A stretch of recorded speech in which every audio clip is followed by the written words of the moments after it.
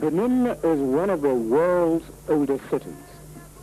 It is the surviving hub and fulcrum of the near-mythical ancient kingdom of Benin, which spanned the coast of West Africa.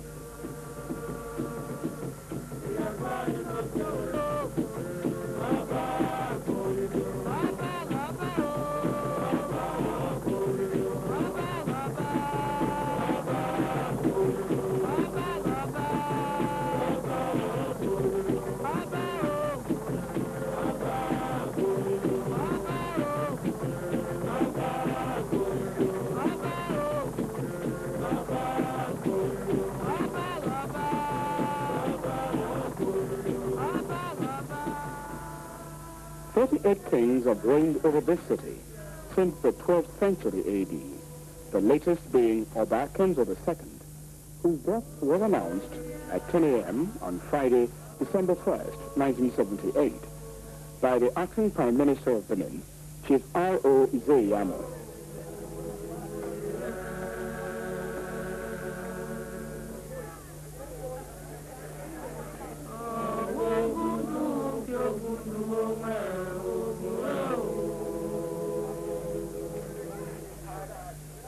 This public announcement of the transition imposed a series of public and palace obligations.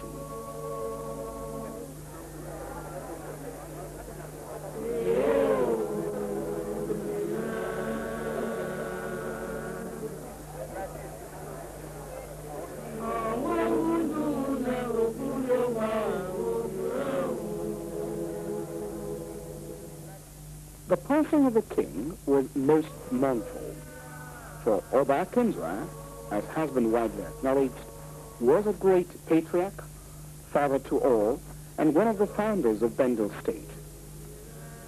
A political minister of state, a legislator, president of the State House of Chiefs, State Executive Council member, chairman of the Council of Traditional Rulers, chancellor of Ahmadu Bello University, a justice of the peace, knight of the Order of St. Michael and St. George, commander of the Federal Republic of Nigeria, and a doctor of laws.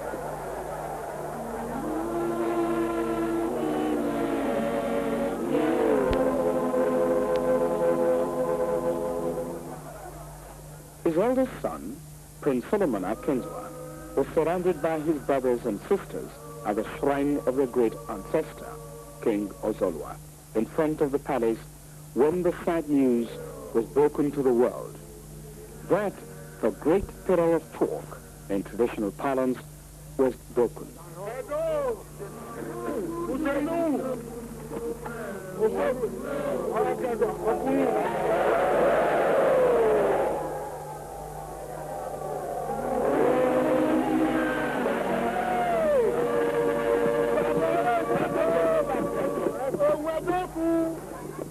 Soon after this disclosure, the town crier went away with the pallid news, and at the principal markets known as the Oba Market, business ceased, and soon the state was overcast with a shadow of grief.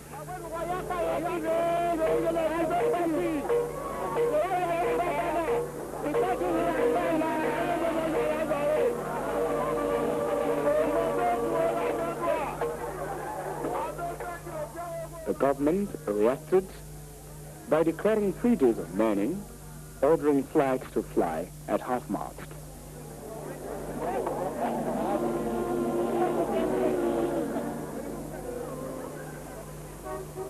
Meanwhile, work started on the coronation ground and the facelifting of the aged Erediauwa Palace in the city center.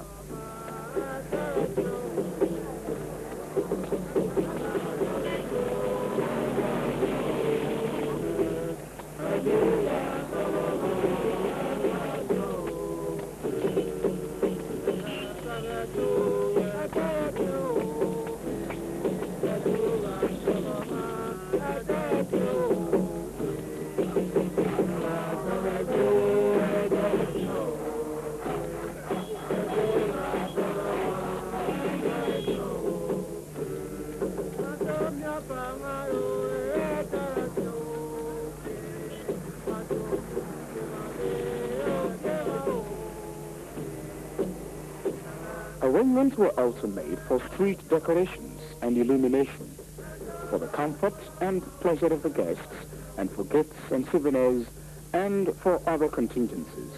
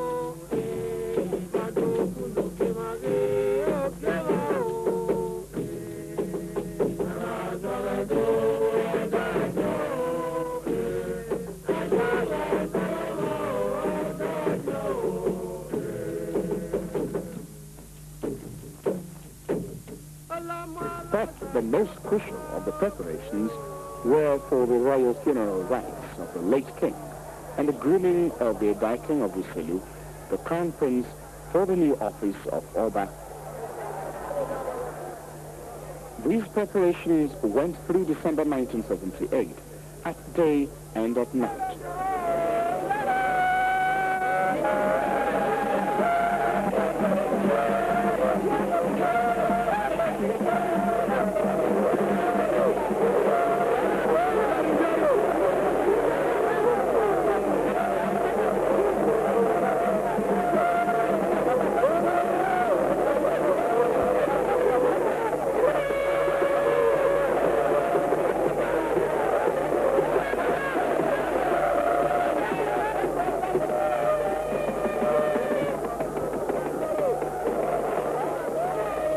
In a broadcast on November 30th, 1978, the Crown Prince warned that these ceremonies were sacred and secret, restricting people to specific areas.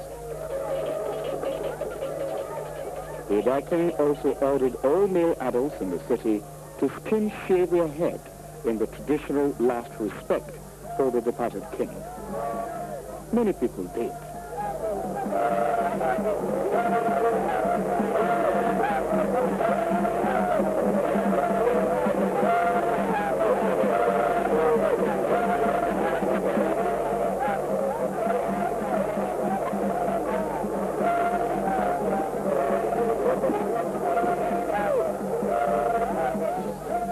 They were also forbidden to cook with fire on December 16th.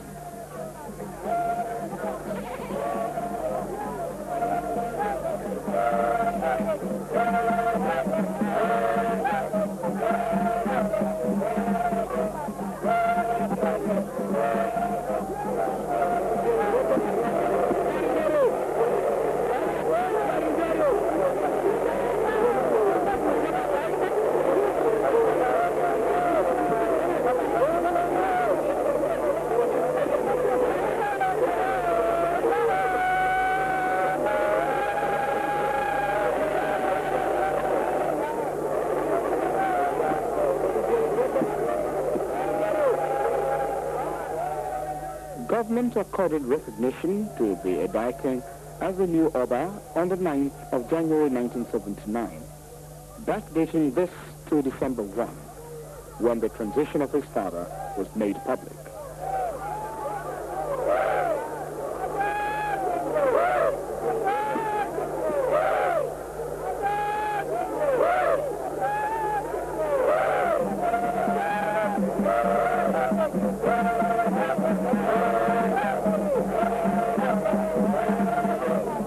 Government recognition was the signal for the royal march to begin.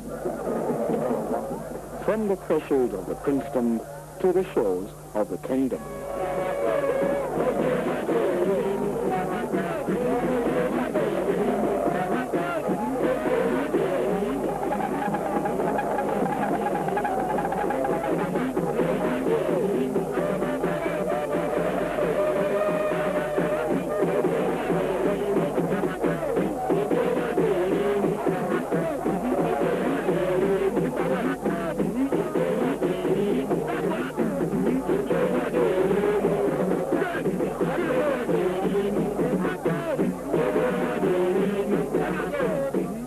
Now the Edai king begins the momentous trek through a special route in the city to sojourn at well-known older abodes of his ancestors before entering the vital Erediauwa palace.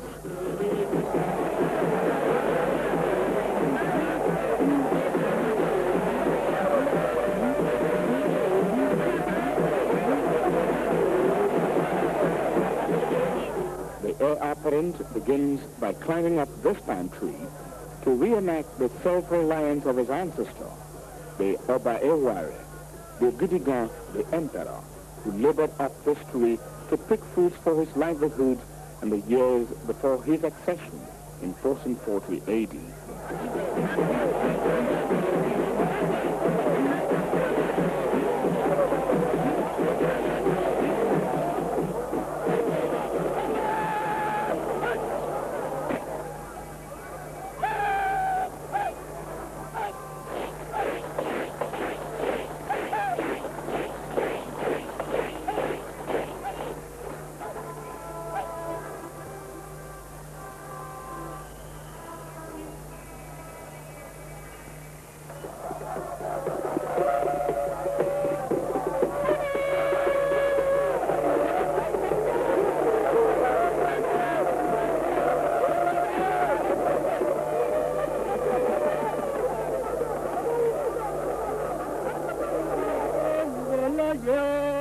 The prince begins the journey from his palace at Uselu, and after climbing the palm tree, sojourns at Ekohai for 3 days. Ekohai, very close to the present palace, was first inhabited by the great Eware, who modernized Benin City. He built part of the Great City Wall, now recognized as the longest in the world.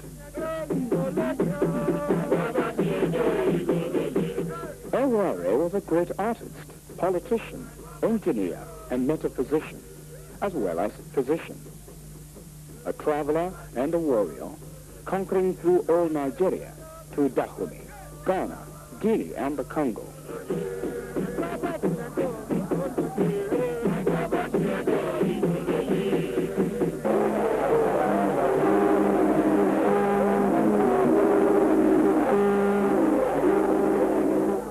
For 3 days, Prince Solomon, his 38th lineal descendant, invoked his spirit at Ekohai, which he now leaves for another ancestral palace, the Usama Palace.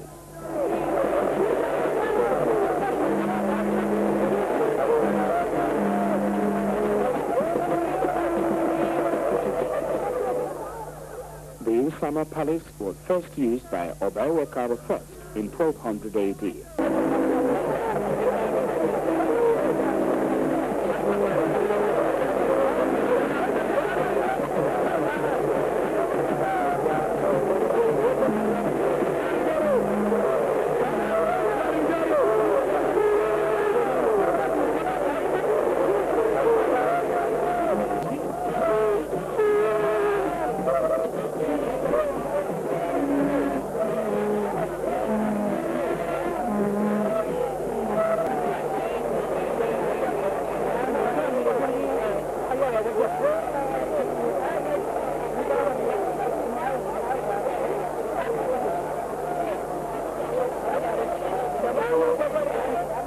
palace evokes for him history in all its deepest roots of his ancestors, their achievements, and their excellent attributes.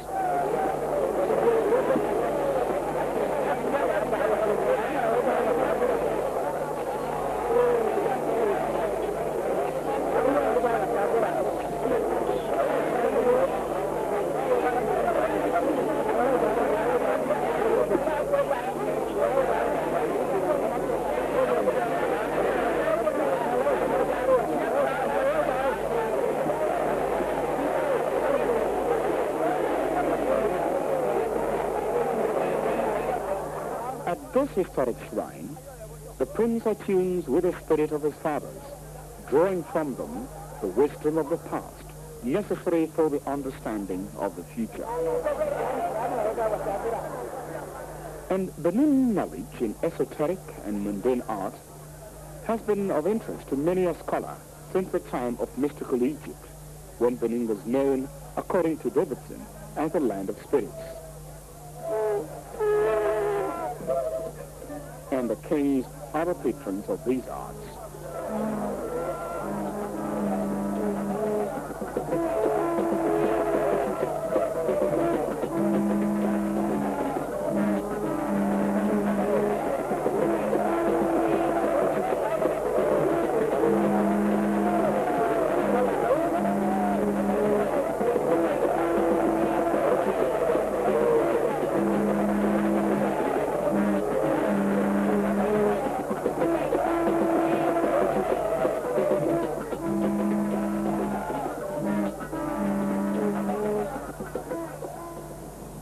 So Prince Akenwa makes the round of the relics of his great ancestors to commemorate their civilizing precedents.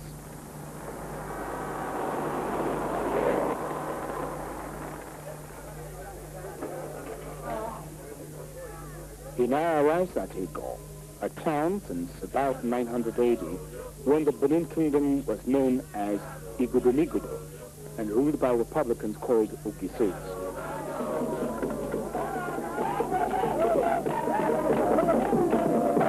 Ego is the home of the Crown Prince's greatest maternal grandmother, Queen Erinide, daughter of the Onoge, ruler of Ego.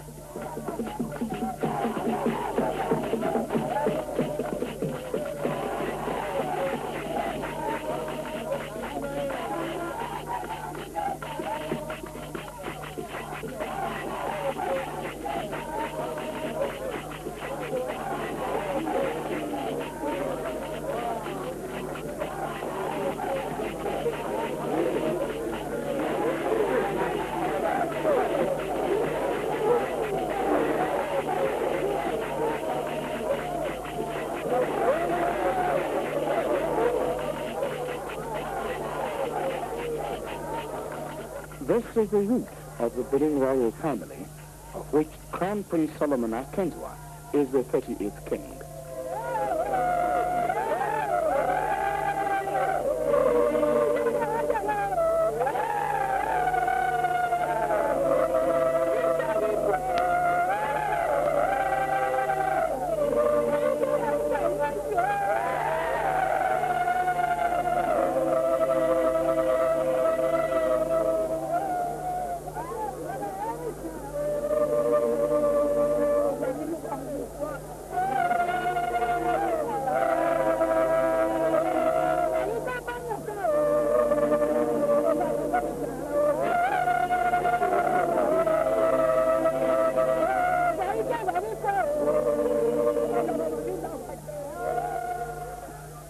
After leaving Ego, the prince returns to the Usama Palace, where he will eventually be crowned.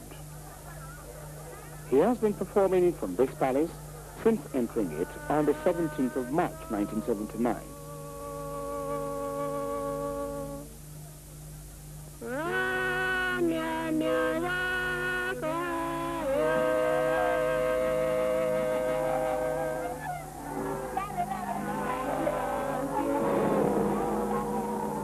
Now he leaves for Use, a village some 20 kilometers from the city.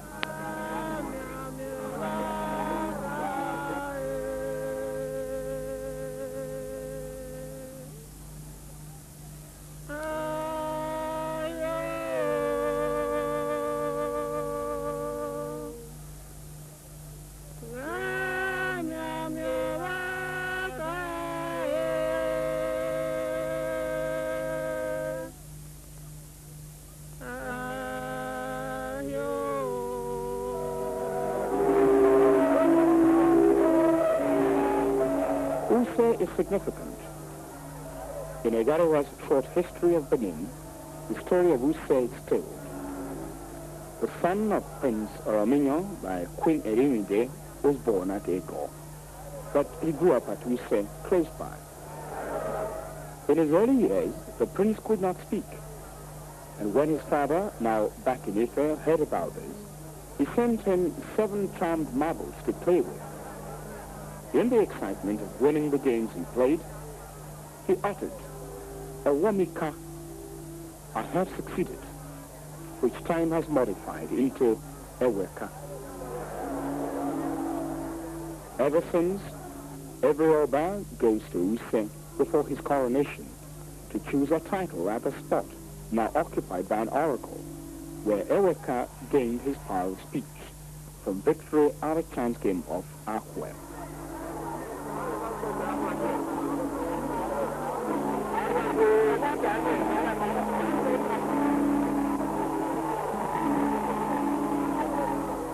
Today, Use, a clean village of ancestral shrines, preserves secrets of African sciences.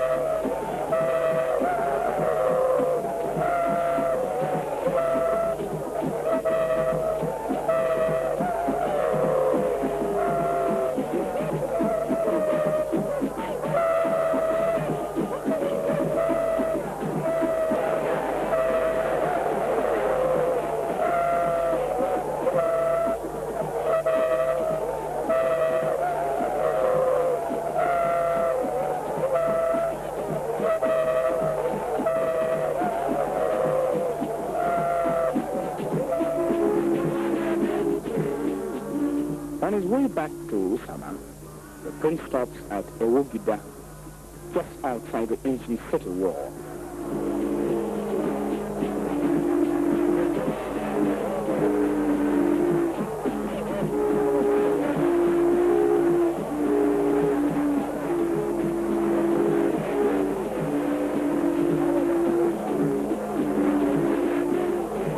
After his return, it was expected that the prince has got a royal name yet to be announced.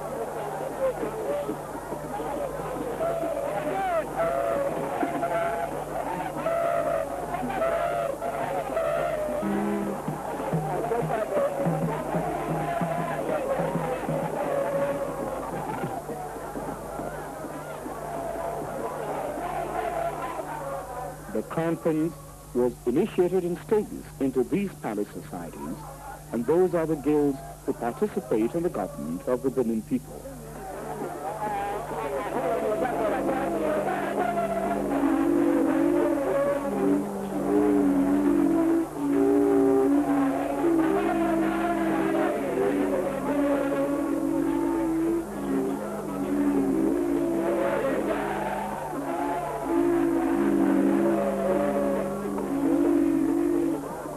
By these initiations, he was qualified to create titles and to install chiefs.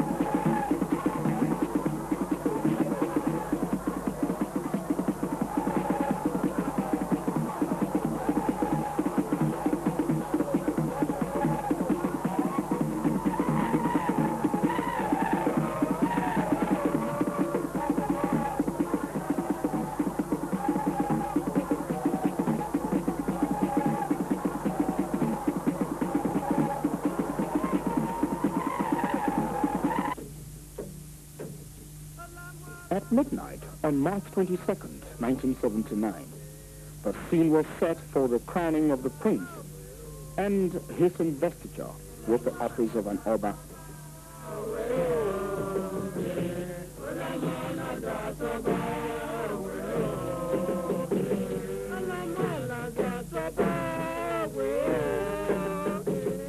Crown Prince Solomon Aisukwoba Erediauwa Akenzwa came a long way.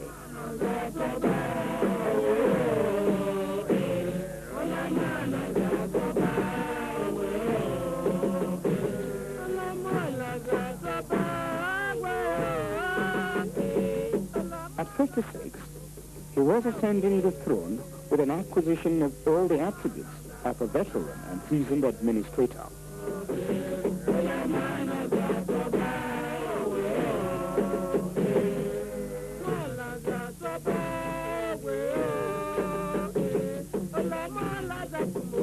The prince was well prepared for a modern Oba, and he would draw on his own background, sound training and experience, as well as the inspiration of his illustrious father, whose crown he inherits today.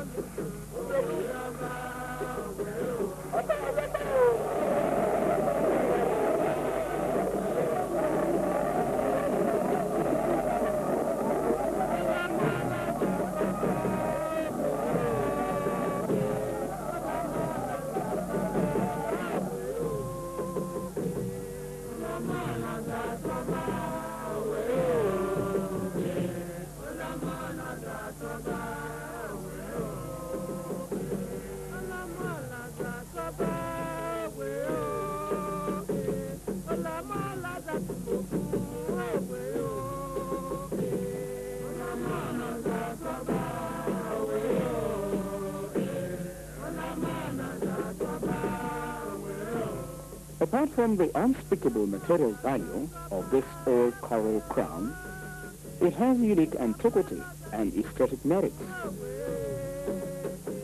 First used at about 1170 AD in the coronation of Owomika or Eweka, it was sailing during the punitive expedition of 1897 and returned by the British Crown in 1937.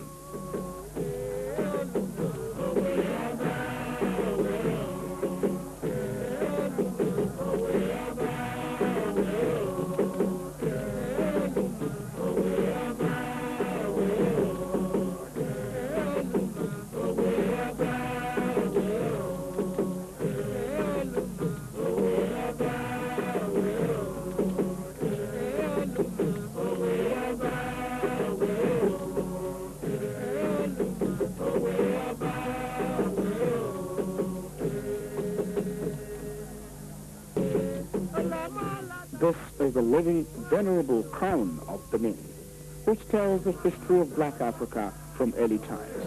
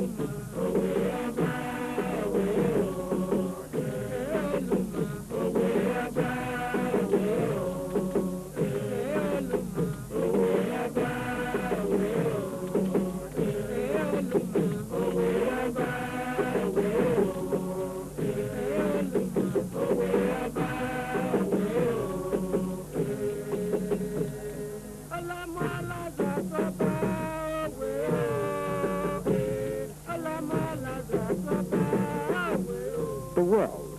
Here comes the Omonobanedo Ukwapolopolo Erediauwa, the 38th Oba, the monarch of the enduring ancient kingdom of Benin.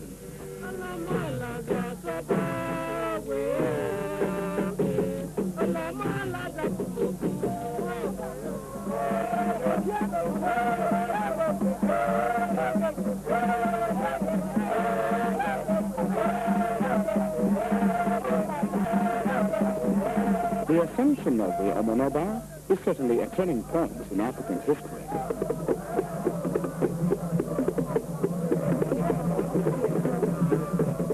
He is one of the most highly exposed African rulers to Western ways of life. He attended the University of Cambridge in the United Kingdom, served in the Federal Civil Service, retiring as Federal Permanent Secretary in 1973, and effected briefly appointment as State Finance Commissioner. He was chairman of many statutory corporations, including the Tate & Lyle Nigeria Limited. These appearance stand up with the chances in the handling of traditional issues.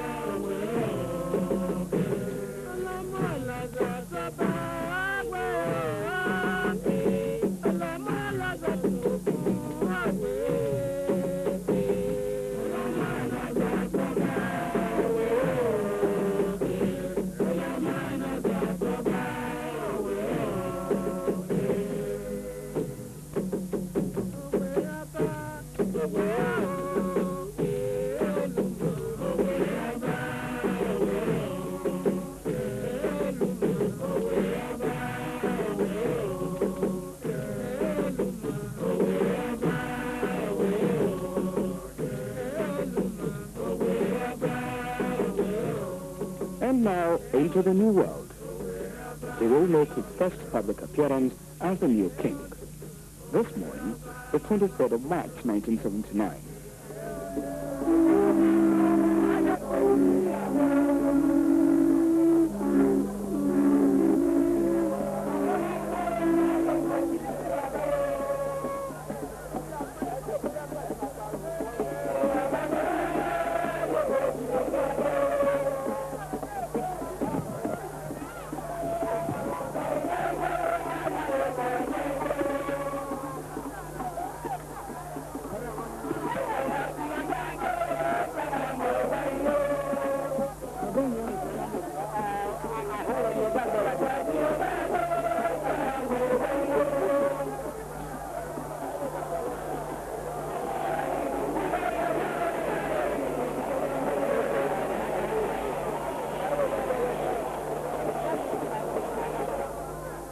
This was the day also when the moon was seen unusually in the sky at 11:30 a.m.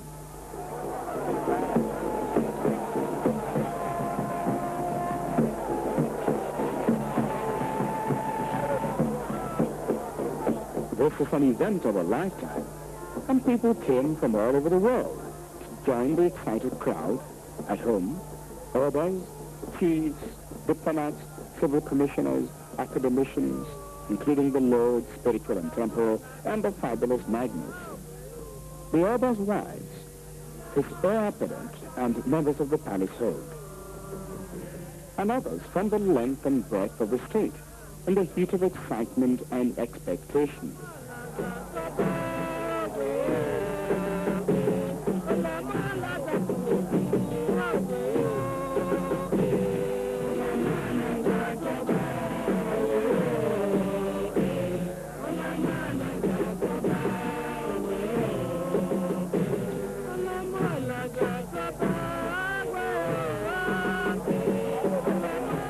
Then come the representative of Nigeria's head of state, Commodore Oduaye, and the then Bendel-State military administrator, Brigadier Abubakar Wazir.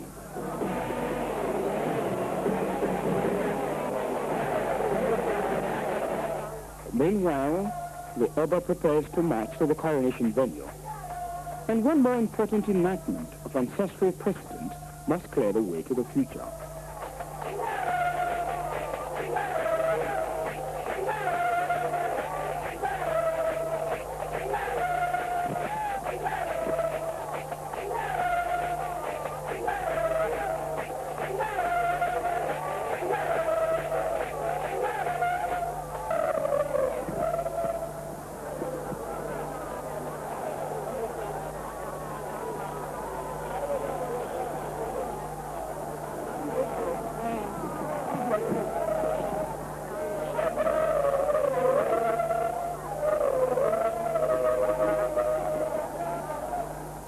There was in Benin, in about 1100 AD, a hero named Erediauwa during the reign of the last Republican ruler called Ogiso Owodo.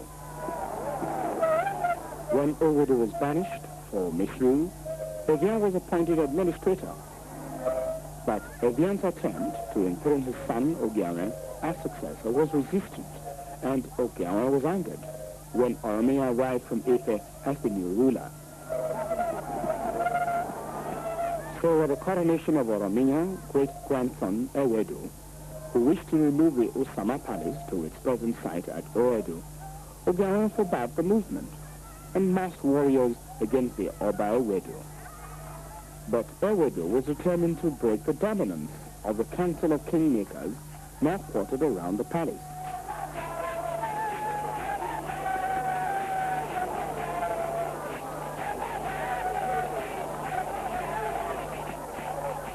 The route to Oedu lay across Chief Isekeri's jurisdiction, and he blocked it. The other lay across the river Oni. So this bridge to Oedu was built. Even then, Chief Isekeri charged for execution. A wife and money now equating 60 naira, 60 kobo.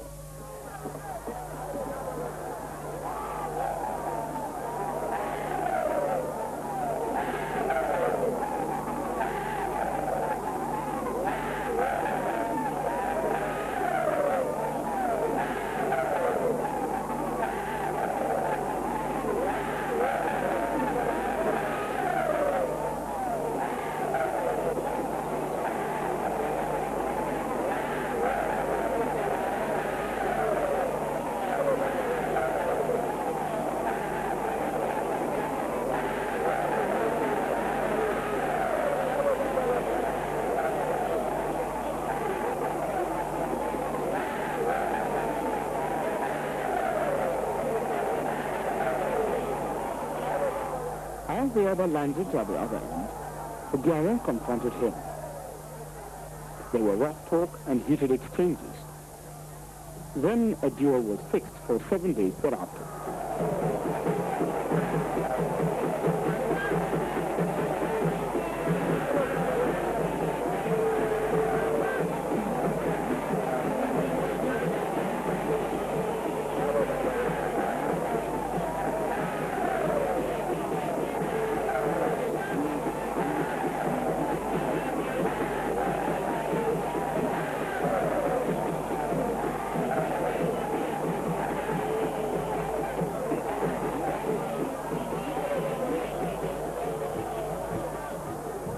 Meanwhile, to the public coronation, when a staff of office will be presented to the Oba in his resignation as a first-class chief by the government, whereupon the Oba will bear his mind about his reign.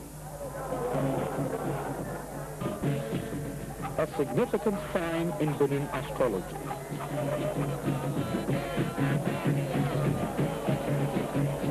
Vast crowds filled the streets of Erediauwa as a private and ancient initiation ceremony takes place.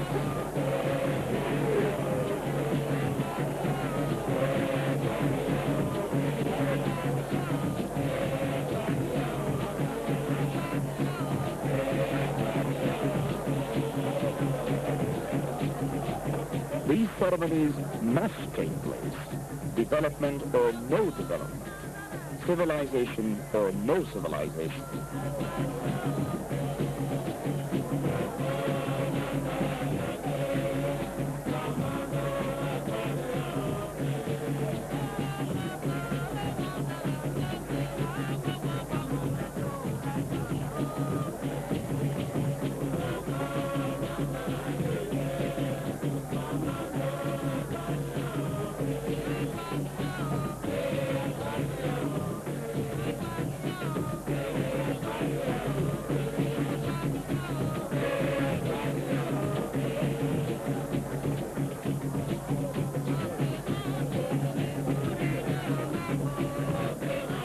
After this part of the ceremony and the traditional pronouncement of the title, Brigadier Waziri gave a public goodwill speech on behalf of himself and the government of Bengal State. The new Oba was then escorted to receive his new staff of office from the Brigadier.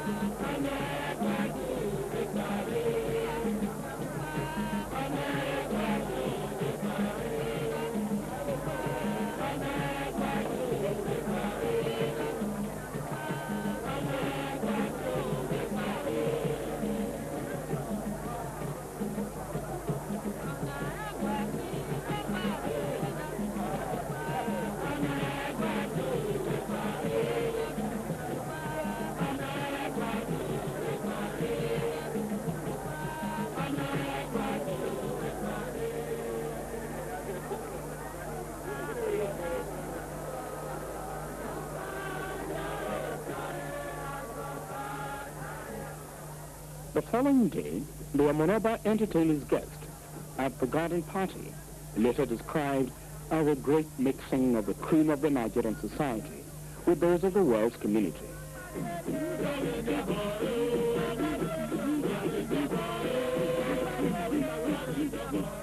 People came from as far as the United Kingdom, China, the USSR, and the USA.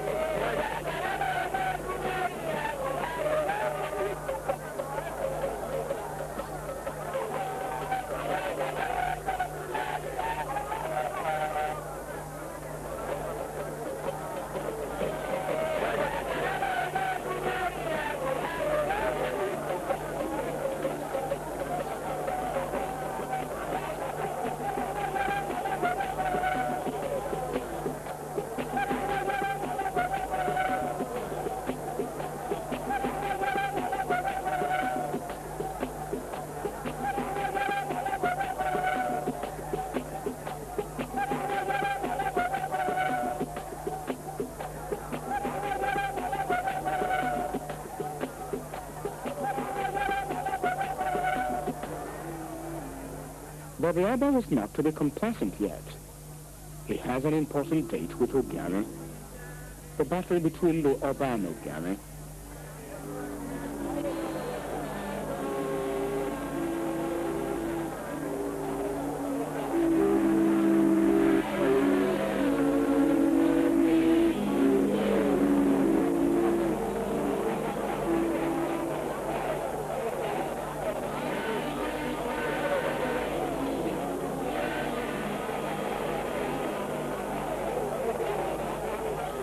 And Chief Ogana, leading his warriors, arrive at the battle scene at Erediauwa on Saturday, March 29, 7 days after the coronation of Omonoba Erediauwa.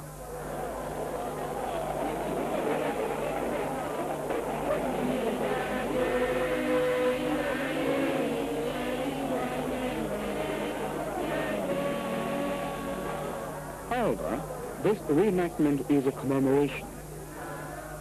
The Ogana of this day and time, a lineal inheritor of the office of his father, is a teenager at one of the colleges. Yet the remembrance of the royal victory over the Republican army in 1440 renews the avowals in the Treaty of Erediauwa, which ensured civil peace for the monarchy in Benin.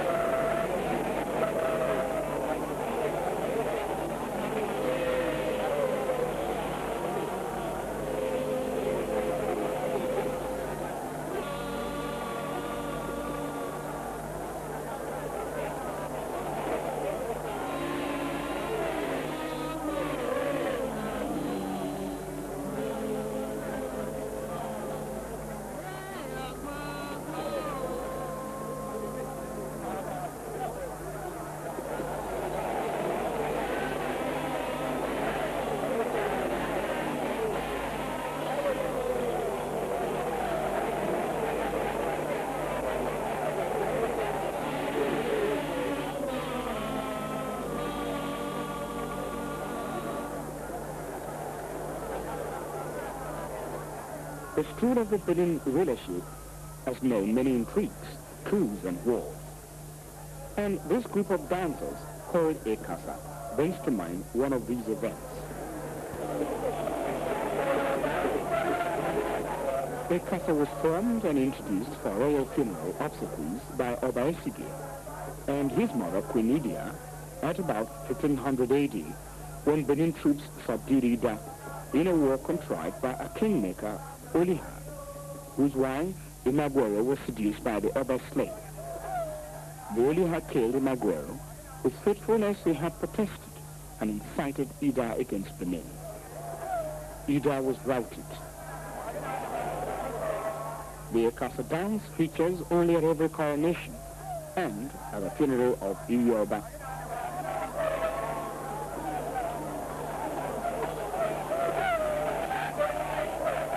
If Obaesige introduced Ekasa, his father Ozolwa, the conqueror between 1481 and 1504, created the Potter's Gate. Wherein sits the magic charm of his personal success, which has ensured ever since that the Obas of Benin receive tributes and gifts from all over the kingdom at all times.